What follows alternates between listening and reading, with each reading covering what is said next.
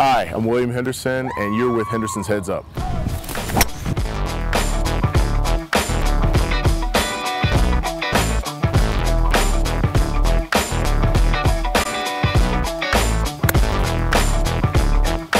other way. Give my ball back.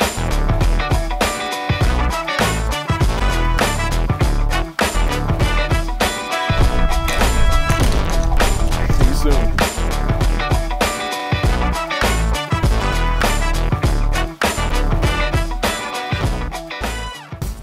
Hey Packer Nation, we're at the beautiful River's Edge Golf Course in Marshfield, Wisconsin, and I'm very proud to be here with one of my former teammates, big brother, Leroy Butler, at the 2011 Leroy Butler Foundation Golf Outing.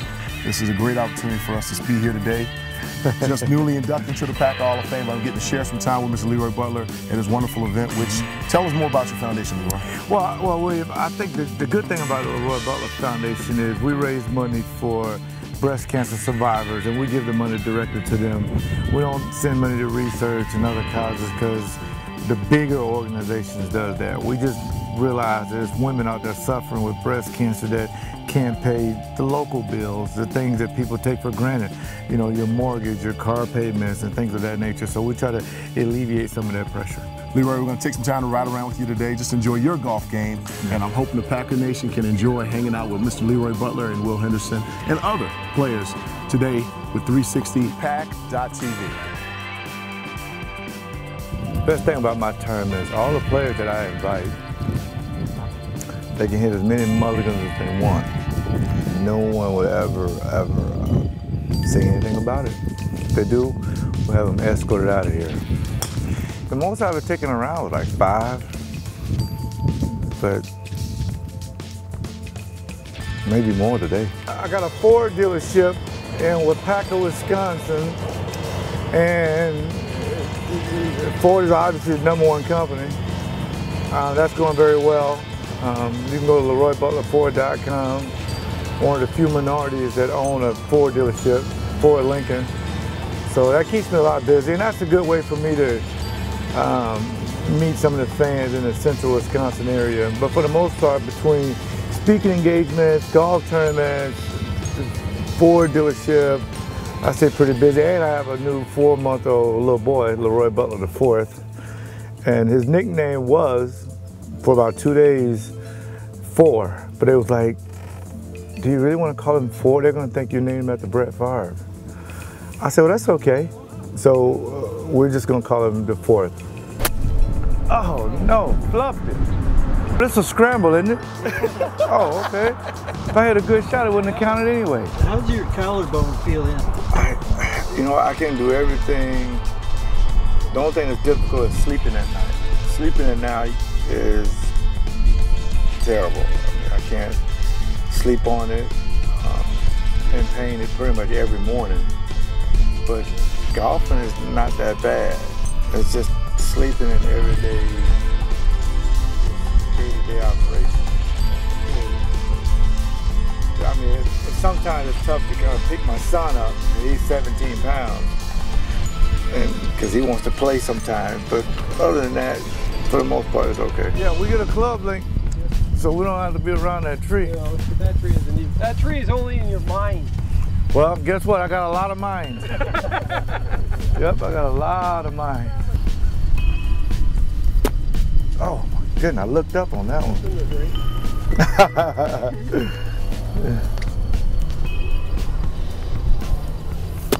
God, I'm gonna redo that one.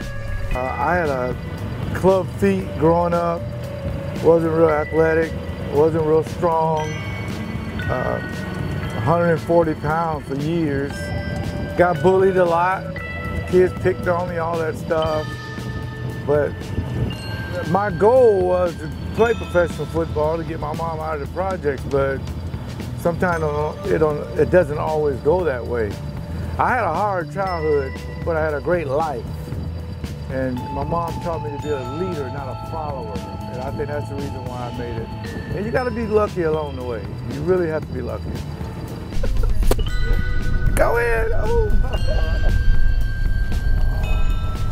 Put it back a little bit. Go in. Bounce back. I hate golf. The only way you can make it professionally if your parents are instrumental in your life. You can't do it without them. And if your mom is deceased or your dad is deceased or you're a single parent, go to the grandparents. Your parents have to give you the goals and values it takes to have enough mental capacity to say, I'm going to stay out of trouble. I'm going to get good grades. I'm not saying straight A's, but I'm going to be good enough, you know, straight B's. Well, it doesn't matter. I'm going to be good enough to not let peer pressure affect me that it can get me off track. That's the only way you can make it.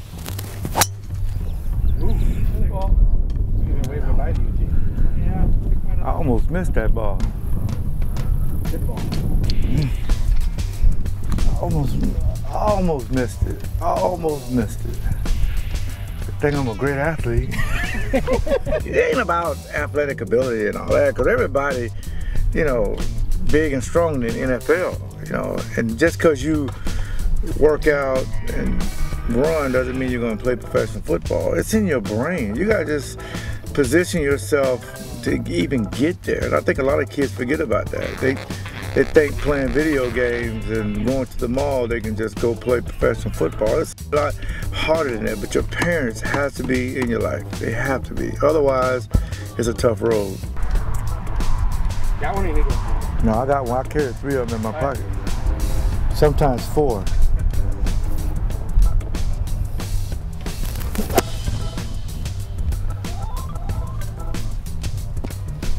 Y'all saw 10 cup?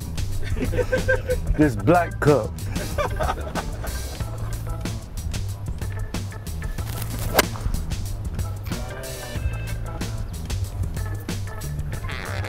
Love golf. I don't know why I tried this rescue club.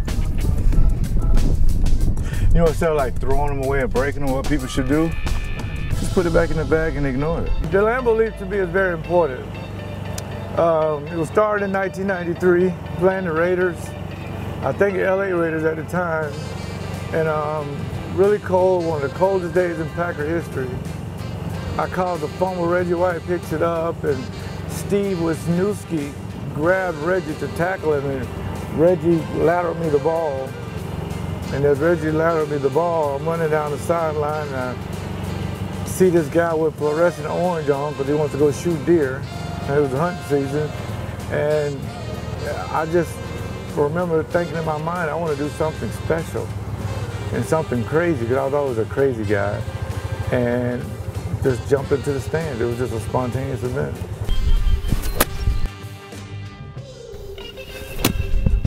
I gotta get it on the green. Don't put none of these on film. This one, yeah.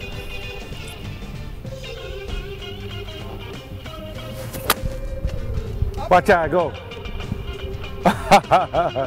I think Omer was he knew the winning way. He knows the winning way. He wanted to teach that to us so we can teach it to ourselves. Not every coach can do that. You gotta know what it takes to develop a winner. Otherwise, you're just a guy holding a clipboard. Oh, short. I will. That's right. That one hole, what I hit like 5 You hit 5 of them yesterday with us. Yes, today too. Get up. Get up. Get up. One more. Oh. I think you need another club. I got the right club, I'm not hitting it right. Try again. I got it going right at the stick. Same thing. Maybe you need to go up one club. You need one more club, Leroy. I got plenty of club, I just ain't hitting it. Maybe I need another swing. Knowing that it was 30 years for the last time the Packers won the Super Bowl, that we had the #1 defense across the board, had the best offense. New England jumped out on us, and we never panicked. Because ultimately, just like I was telling you earlier about Coach Holmgren, we knew we had a chance to win the game. There's no way we were letting that slip by. No way possible. Nope.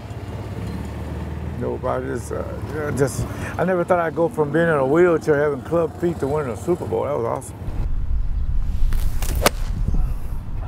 Fly, baby. Fly. Hurry. Fly, fly. Hurry. Oh, short. Thanks. Short. I got it up in that wind. Straight though. Probably my most fondest memory is getting a sack in the Super Bowl. That was, I still think about that because at one moment, that one play when I sacked Drew Bledsoe, I knew millions of people were watching me, and that made me feel good because I always wanted to be kind of a poster child for the inner city youth and for people to say, you know, I don't know if I really can do it today. I really don't feel like going to work. I don't know if I can practice. It's too hard. I just wanted to be the guy who said, you have to go. There's no other choice. And it made me feel real good. And plus, my mom was my role model, and knowing that she was happy made me happy. Yeah, if I hit it hard, I might have a chance. Oh, yeah, you were. Yeah. Well, I had good coaches. But I had this inner strength that God gave me, and that was distinguished between knowing when to be the smartest player and knowing when to learn and knowing when to listen. That's, to me, the difference between a Pro Bowl player and an average player. You got to know when to listen, know when to lead, and when your opportunity, as Mike McCarthy said, to make those great plays once or twice or maybe 3 times during the game, you're there to make it because your teammates are counting on you. Well, you could go to lbf36.org or you can go to Leroy at LeroyButlerFord.com. I'm easy to find. I'm probably the most accessible Packer to probably ever play in Packer history. I mean, I just like the fact that people, for business, they deal with me directly. For speaking engagements and things like that, I have an executive assistant, Nettie Perry, but for the most part, I'm totally involved with my branding of Leroy Butler. And I get the fact that if it wasn't for the fans, I'd be a nobody. So I try to make sure I'm very accessible for the fans.